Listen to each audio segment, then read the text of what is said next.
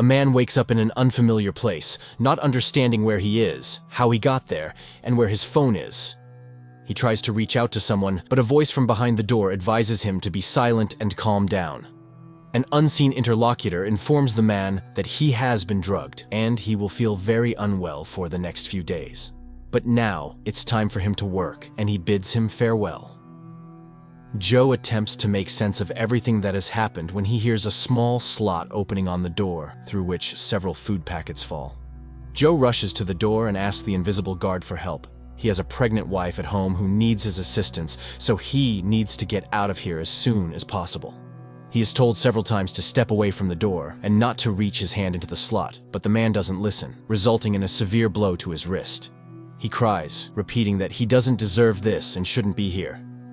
Later, Joe bends his wrist with his own tie and explores the strange place.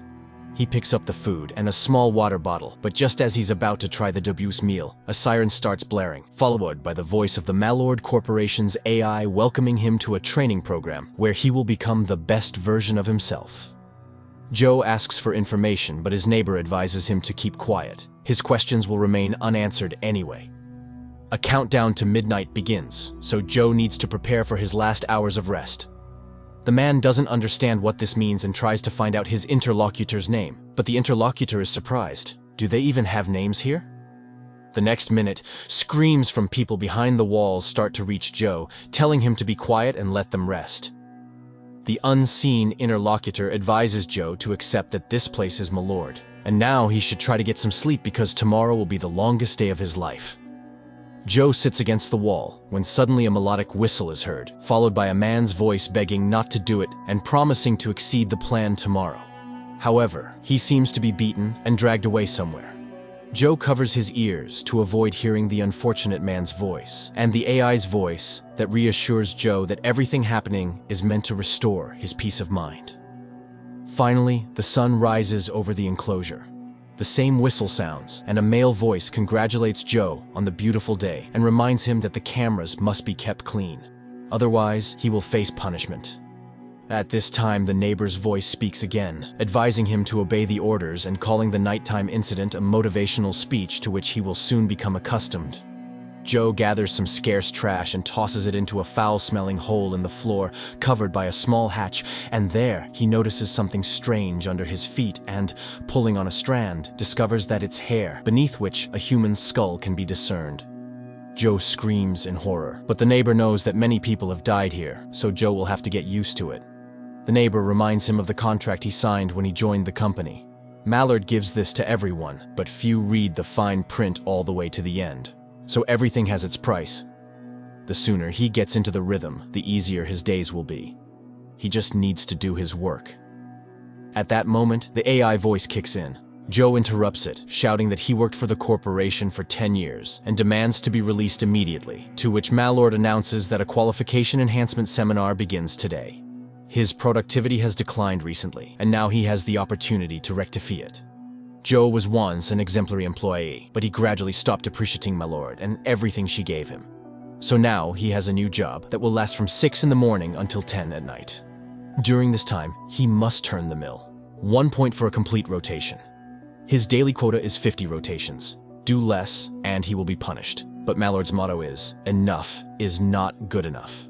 He must strive to keep his position, salary, corporate apartment, and his life. Malord wishes him success. Joe tries to persuade the AI to release him, but the neighbor advises not to waste his strength. At the moment, he needs to survive, and for that, he must work. And Joe gets to work. At first, it's very difficult for him, but he pushes through, and it starts to move. Malord congratulates him on his first rotation, suggesting a virtual toast for his first victory. Joe pushes the mill, listening to the corporation's advertisements.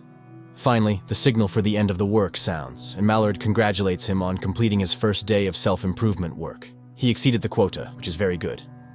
At night, Joe hears women's screams as Malord announces another dismissal.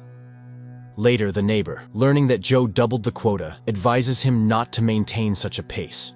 Joe can't understand the point. If he doesn't meet the quota, he's punished, but if he exceeds it and is last among all, it means death. To which the neighbor advises not to tell everyone about his quota.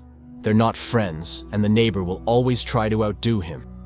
They all have one thing in common. They climbed the corporate ladder, receiving many bonuses from the company, and seemingly reached the top. But, alas. Suddenly, Joe starts talking about his wife and the future son they had long awaited. And now, he's here. To which the neighbor advises him to work as well as he can. It's the only way to survive here, but overdoing it is not an option. A new workday begins. Joe pushes the mill and remembers how he and his wife inspected their new home, and he promised to work even harder to pay for it. The workday ends when there's a knock on Joe's door, and he's ordered to remove all of his clothes. He becomes scared, but complies. After undressing, he steps out of the door and finds himself under a stream of water. After quickly washing himself, he returns to his chamber. The next day arrives, and the weather outside is significantly hotter, causing Joe to quickly become exhausted. He asks his neighbor what this mill is and what they are all doing here. The neighbor responds that they produce nothing, so the place is empty of purpose or meaning. Soon, Joe runs out of water and tries to call out to the guard, but the guard advises him to collect his urine and drink it, filtered through his sneakers. Joe is absolutely reluctant to do so, and the invisible interlocutor laughs at him, saying that Malord knows what he needs. Here, he will be pushed to his limits, and Malord wants to see how far he can go before breaking. Joe continues to work, recalling how his wife doubted his ability to pay all the bills, and he promised that their child would have a better life. That evening, Malord notes Joe's growing self-awareness. Suddenly, he sees a name carved out: Alex. Later, he asks the neighbor who Alex is, and the neighbor calls him a legend who managed to escape from here. The next morning, Malord thanks him for his diligence and gives him a personalized pen. Then she displays a new daily quota, 370 laps. Joe is horrified and expresses his frustration in the rudest way. The AI explains that people don't always realize their strengths. It's tough, but this is how the world changes. A signal sounds, and Joe starts pushing the mill. Suddenly, he notices that the counter doesn't mark the laps. Instead, a cross appears, indicating punishment. 1 cross equals 2 laps, and it continues geometrically. Then, the person gives up, but Joe is not planning to do that. With all his strength, he pushes the mill. However, his strength leaves him. When the neighbor learns the number of laps assigned to him, he becomes furious. Joe exceeded the unattainable number of laps, argued with Malord, and now all of them will suffer. Malord then announces that he failed to meet the quota and disappointed his colleagues. Taking care of them is the company's main principle, so he will have a new colleague, Kate Stevens. Joe is horrified when he sees his wife's face on the screen and promises to exceed any plan just to keep her from being here. Malord gives him 1 day and activates a massive glowing screen above his compartment, not allowing him to rest. A new workday begins, and Joe starts pushing his mill under Malord's wishes for a productive day. Suddenly, he sees himself in front of him, a second Joe mocking his hopes. He worked his whole life, hoping his efforts would pay off, but now he's failed and should give up. However, Joe stubbornly continues pushing the mill, and at exactly 10 he completes 370 laps. Malord congratulates him on this and cancels the penalty. As motivation, they show him images of his wife with a baby in her arms. Joe cries tears of joy, but immediately afterward, tears of sorrow as he missed his son's birth. In the morning, he asks his neighbor to tell him everything he knows about this place. The neighbor recalls his son, whom he saw only in his childhood because his father was always at work. He advises Joe to investigate the blind spot. Joe rushes to the wall and, after a long contemplation, finds an erase spot. Remembering the gifted pen, he uses it to puncture the wall and slightly expand the recess overnight. But a new day dawns and Joe begins pushing the mill, and at night, he again chips away at the wall. This continues for many days and nights. Eventually, he manages to create a hole he can crawl through.